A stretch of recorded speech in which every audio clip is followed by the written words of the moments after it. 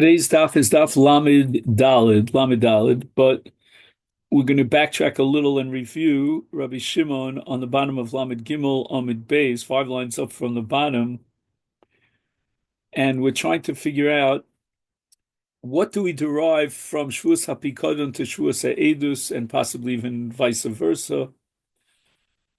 And Rabbi Shimon says the following: Chayev Kan, right? In the case of Shavuos HaEdus, he's Chayev, Chayev Pikadon. And if he denies that he has this pikadon, and he takes an oath to that effect, is malahalan, just like in the case of Shavuos HaPikadon, eno medaber el betvias momon. We're trying to determine that Shavuos HaEdus is only in a monetary claim, but not in a claim of Kohen or Levi or something other than monetary law. Is Afkan eno medaber el betvias momon. So to here in Shavuos HaEdus, it's only in a monetary claim. The ode, Kal v'chomer, ma pikadon shasabo noshim ka noshim krovim kirechokim psulim kiksherim v'chayev. Al kol achas v'achas b'fnei bezdin, v'shalo b'fnei bezdin. V'yeno b'daber el b'tvias momon. Right, every case that's mentioned in the Torah, in the Parsha Shavuos HaPikadon, is a monetary claim, as we discussed yesterday. And yet the Torah is so machmir in Shavuos HaPikadon that it applies to anyone. It doesn't matter whether you're a Korov, apostle, you're kosher leidus, you're not kosher leidus, and it even applies shalom b'fnei bezdin, is edus. In the case of Shavuos HaEdus, shalo asabo noshim ke'anoshim krovim kekrovim kirchokim psulim keksherim v'yeno chayev ela achas b'fnei bezdin is eno din.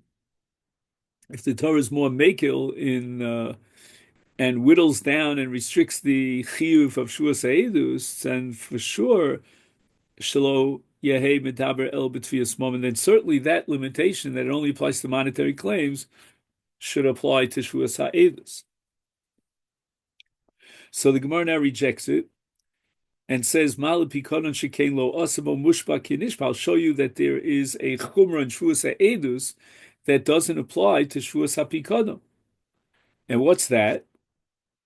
Mushba kinishba, right? That there's a halach of mushba mipi acherim, that somebody else could impose a shvua on the so-called edim, and that doesn't apply to Shavuos HaPikadon. In Shavuos HaPikadon, the defendant, the shomer, has to take the shvua himself. Umezid kishogeg. In Shavuos HaEdus, there's another chumrah that even if he was deliberate, he was amazed, he still has to bring a carbon. Tomar bi edus, shekein asabo mushba v'yomed.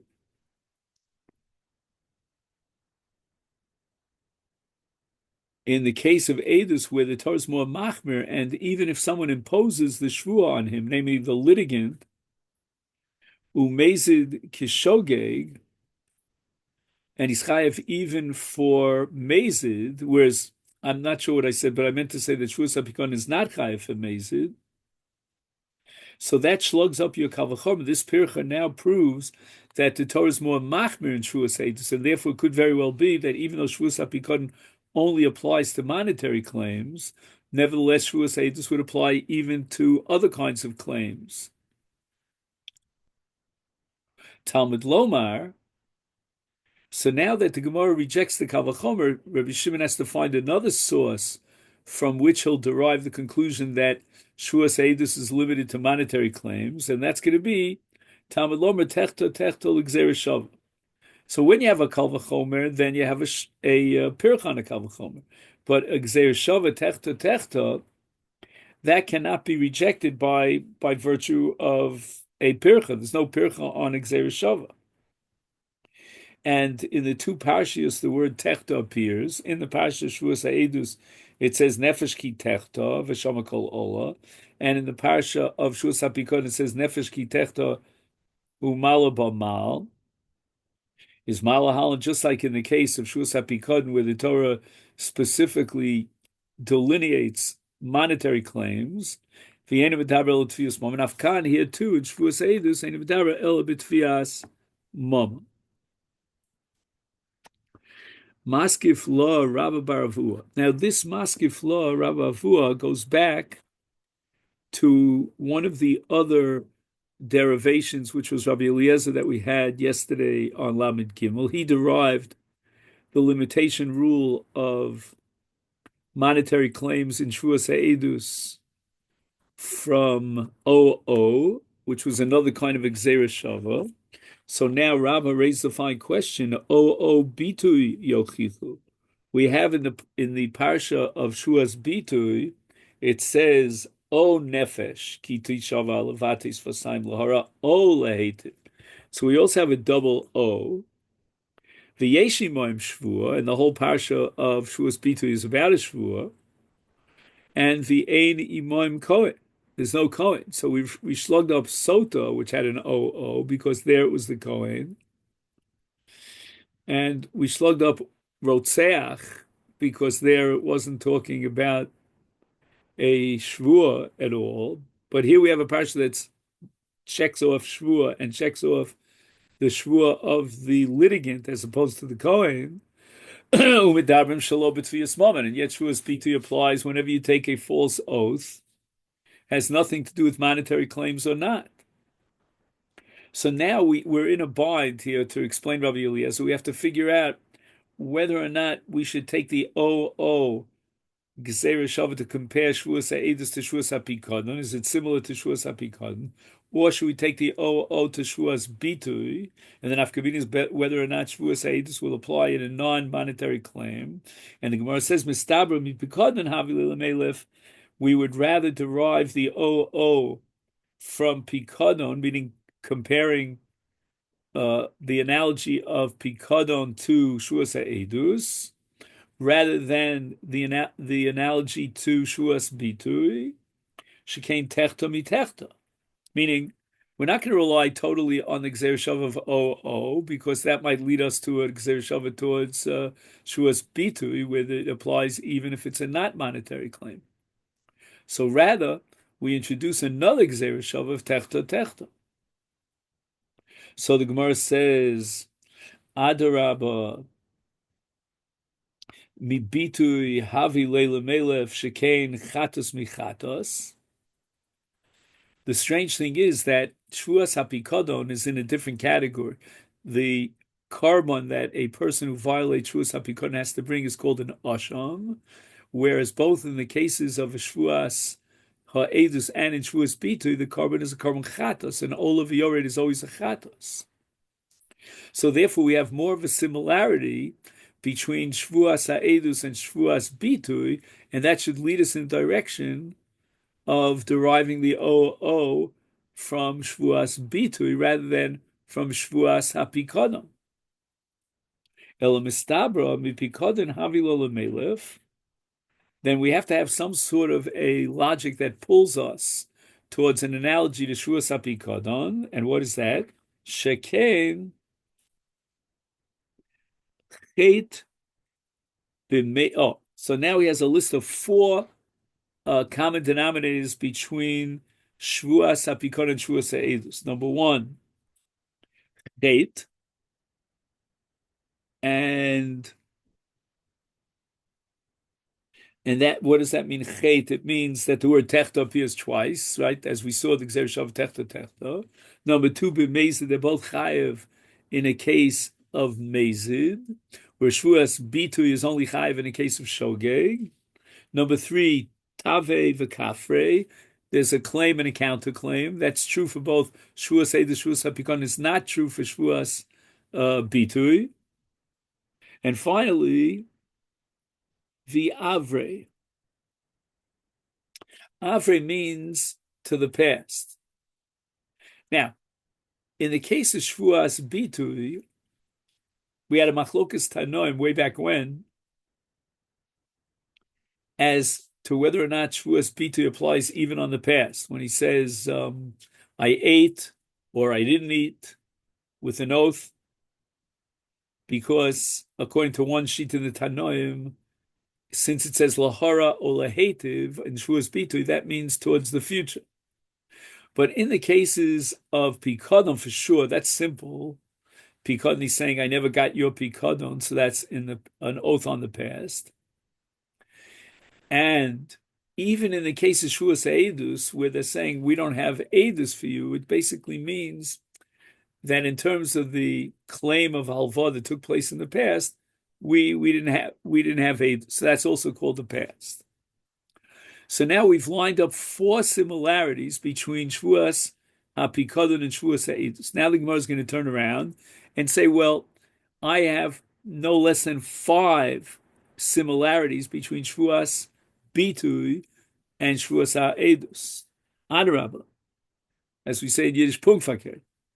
The Bitui Havilil Shekei number 1, Chatos, which means that the korban in the violation of the oath in both Shavuos HaEidus and in Shavuos HaPikadon is a korban chatos. We're not up to Olav Yored yet. We're just focusing on chatos. Whereas again, in the case of Shavuos HaPikadon, the korban is a korban asham. Number 2, sheyarda, that there's a korban which Olav Yored, which is a reflection of your financial status, and that's true for both Shavuos HaEidus and Shavuos Bitui, but it doesn't apply to Shavuos HaPikadon where you chayv an asham, which is standard for everyone. Number 3, lechomesh. What does that mean, lechomesh? That in the case of Shavuos Bitui, there's no additional penalties involved, whereas in the cases of Shavuos HaEidus and Shavuos HaPikadon,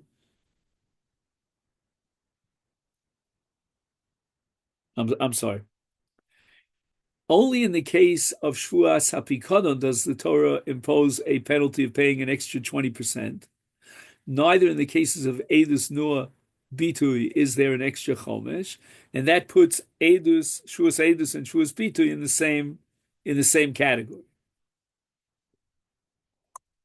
So actually, the Adarabba of Rabbah is only saying that there are a lot of similarities between Shavuos HaEidus and Shavuos Bitui, but he only comes up with 3 of them.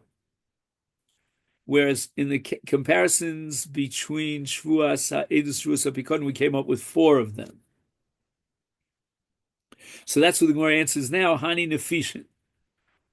There's a greater weight of comparison. Again, we're talking about Shavuos HaEidus to Pikadon rather than to Bitui.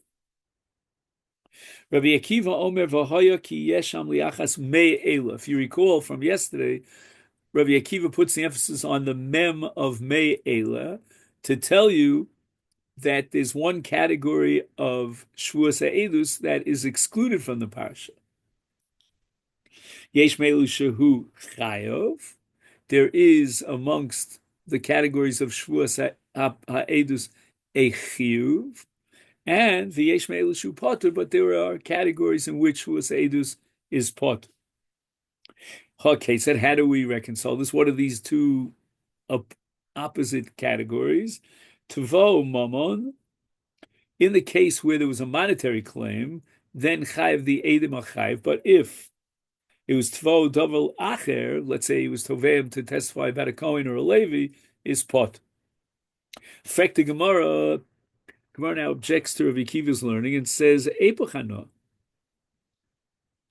if you're coming to exclude from the word, from the mem of mei ela, then how do you know that it's coming to exclude monetary cases?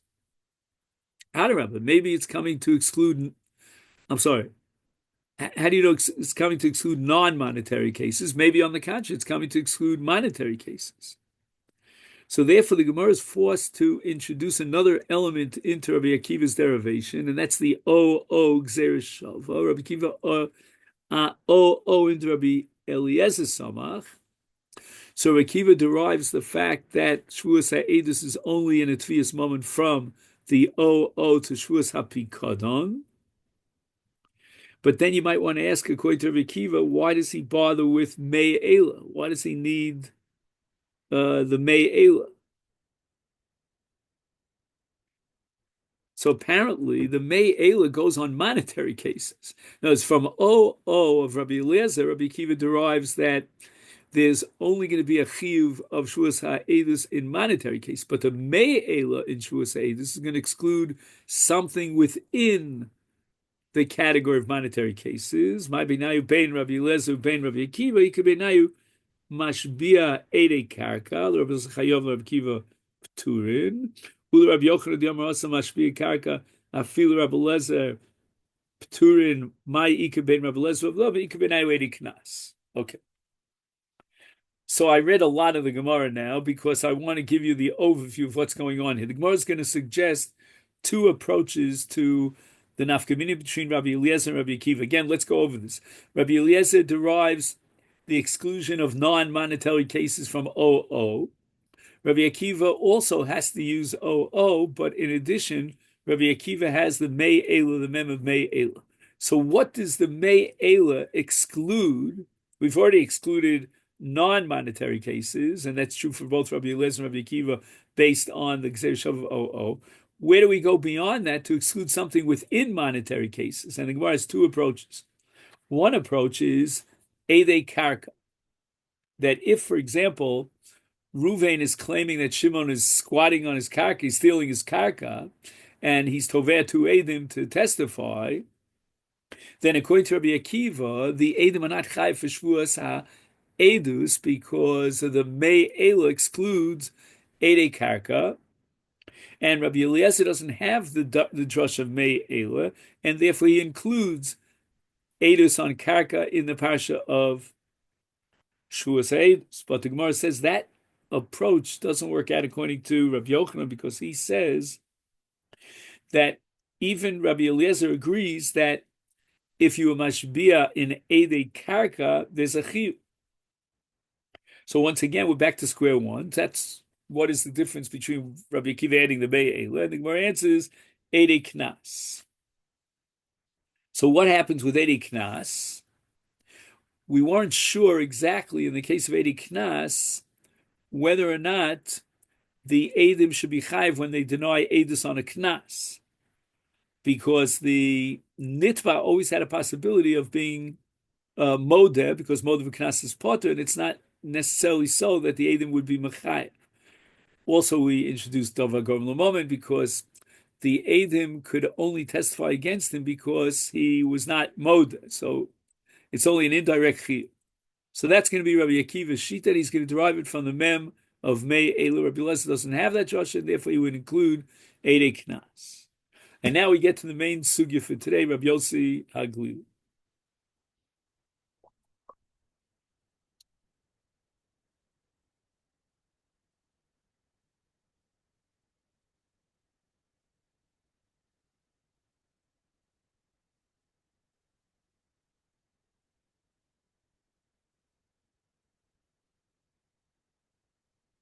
One second, I'm just curious about one thing here. Actually, let me correct myself. Rabbi Yossi Hagli is a very, very big chunk of today's daf, but there's going to be a bigger chunk in Rabbi Shimon. So we didn't really get to the most extensive part of the daf for today yet. Okay. Rabbi Yossi Hagli over for who aid o ra o yoda. We need edus that would be effective with either yediyah without re'iyah or re'iyah without yediyah. Be edus hamiskayemes bere'iyah below yediyah v'yediyah below re'iyah kosim v'daber, and that could only be in a monetary case, meaning in other cases like edus on a rape situation or edus on Cohen and Levi, Levi, there's no such thing as re'iyah without yediyah, yediyah without re'iyah. But in monetary cases, you could have edus with re'iyah without yediyah and yediyah without re'iyah. So let's say, for example, re'iyah without yediyah would be, let's say they saw the money go from Ruvain's hand to Shimon's hand, but they don't know that it was given as a halva, maybe it was given as a gift, or you can have yediyah without re'iyah if the Edom heard Shimon confess or admit that he owes money to Ruvain. They didn't see anything, but they know that he owes him money because he confessed it. Now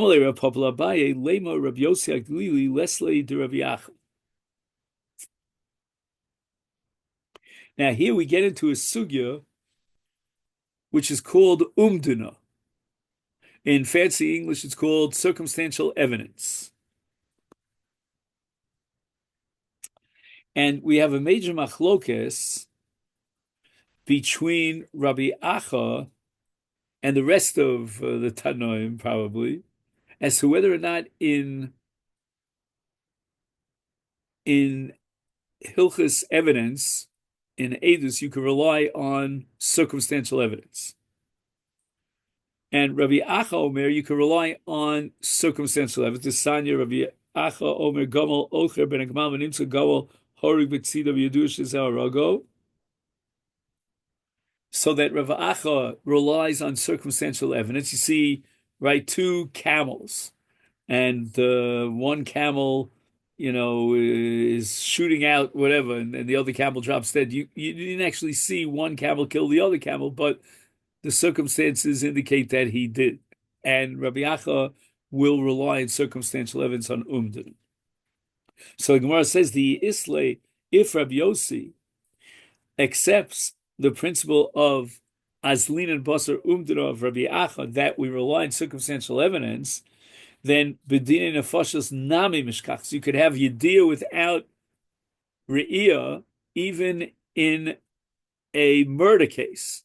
Why? Because of the story now of Rav Shimon ben Shetach. Ki Rav Shimon ben Shetach, Sanya. Rav Shimon ben Shetach, Ar'eh ben Achama, which is a lashon of Shavuos.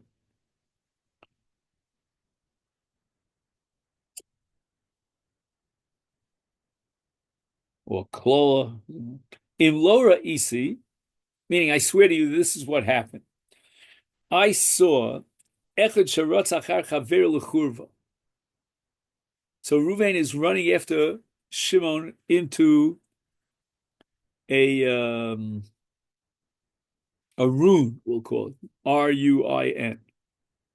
V'ratzisi v'ratzti achrav. So I followed Ruvain, who's running after Shimon, into this rune. Umatzasi sayif biyado v'dam mitaftef. So I see that Ruvain is holding on to a dagger or a sword, some sort of murder weapon, and the blood is dripping from the knife. Ve'harug mefarper, and Shimon is dying there with a knife inside his body. Knife wounds. Amarti lo Russia. So Reb Shimon ben Shetach turns to the Rodef and he says to him, Mi haragol lezeh o ani o ata. Who killed this person? Either I did or you did. That was his facetious way of saying that you certainly were the murderer. Even if I have another witness, I can't bring you to be executed by the court because I didn't see you take the knife and thrust it into his heart.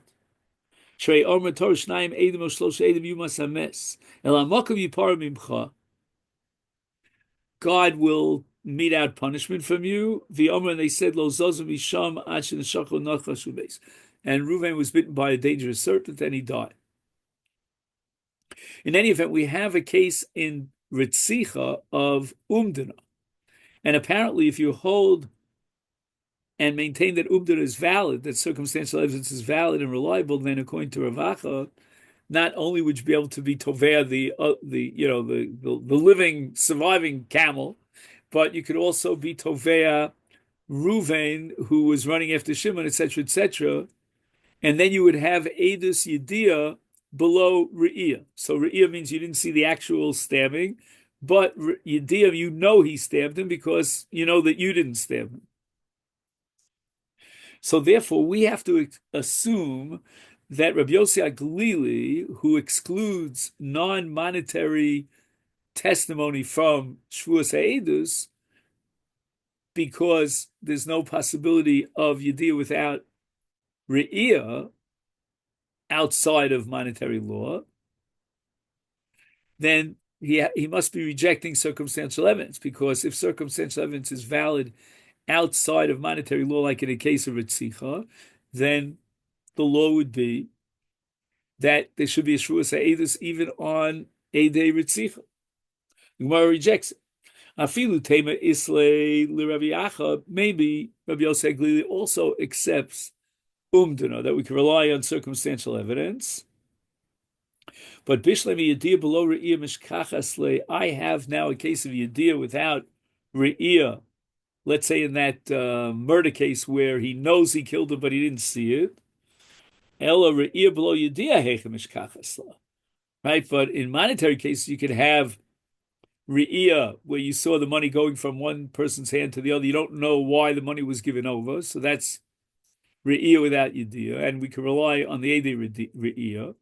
But in non-monetary cases, we cannot rely on Re'iyah without Yediyah, meaning you have to know who is to identify the victim. If you can't identify the victim, then your Eidus is out. So we need not only Re'iyah, we need also Yediyah. Milo Boila Meida. Now, doesn't he have to know the identity? Again, the Gemara could have spoken about the identity of the victim who was killed or the identity of the murderer. Let's take the murderer. Mi im ovekacham harag o Yisrael harag. He says here that this is referring to the murderer. I'm not sure how he knows that. Oh, wait a minute, maybe not. Oh, he's also learning that it's the victim. So we don't know if the victim was a Jew or non-Jew. Im other Treifa Harig, was the victim of this murder a Treifa, not a Sholem Harig. So there's Yediyah that's absolutely necessary. The Eidus could not stand on Re'iyah alone. It's not just that like a photograph, you saw the picture. You have to know more details in order to get Yediyah. Personally, I'm confused about this, because why can't Bezdin, once the Eidim identify the victim, they'll fill in the missing blanks over here. They'll uh, investigate and determine whether or not the victim was Jewish or non-Jewish, was he a treifa or not a treifa. I don't know why it has to be inherent in the Eidus. He says, if witnesses do not know the status of the victim, their testimony cannot be used to render the murderer liable to execution. I don't know why Bezdin can't supply those missing pieces of the puzzle. Yeah, I was hoping there would be a little bit more of an insight here, but I should really look it up maybe in other Gemaras. Okay. So now, just to summarize, we came to the conclusion that Rabbi Yossi Aglili from O Ra O Yada came to the conclusion that with Dafka limiting Shavuos HaEdus to monetary cases, where you have both a possibility of Re'iyah without Yediyah, Yediyah without Re'iyah, Shma Mina, Kasav Rabbi Yossi Aglili Mashbia Ede Knas Potter. The Isal Kedai Techayav Nihi Yediyah below Re'iyah, Ashkara Le Re'iyah below Yediyah is impossible. So in the case of Knas, where, let's say, for example, the Eidim are being demanded to testify about a Jewish girl that was raped, and that's a Knas of Chamishim Shekel. So if you're going to assume that according to Rabbi Yossi, in the case of such a Knas, you would be chayav as an aid, That's impossible because Rabbi Yossi Gili requires Yediyah below Re'iyah. Okay, Yediyah below Re'iyah is possible. But Re'iyah below Yediyah, that's not possible. You have to identify, the rapist and the person, the victim, Milo, boy, Meida, don't we have to know that Nachris, Baal, Bas Yisrael, Baal, who was the victim of this rape? Identify her, right? Was she Jewish? Was she not Jewish? Besula Baal, Beula Baal, right? One of the conditions for this knas, you're only chayav if it was a Besula, but if the woman was married in the past, then we assume she's a Beula. These are facts that the Edom have to provide. So there's no possibility of Re'iyah without Yediyah. Yosef Rav Hamnuna Kami Rav Huna v'Yosef Rav Yehuda v'Komi Boile. So there's a whole slew of Chachamim here. And Rabbi Yehuda came up with the following question. Mana mini sicha. Let's say Ruvain says to Shimon, I lent you a mana. Bifnei ploni uploni, in the presence of, and he names the two Aiden.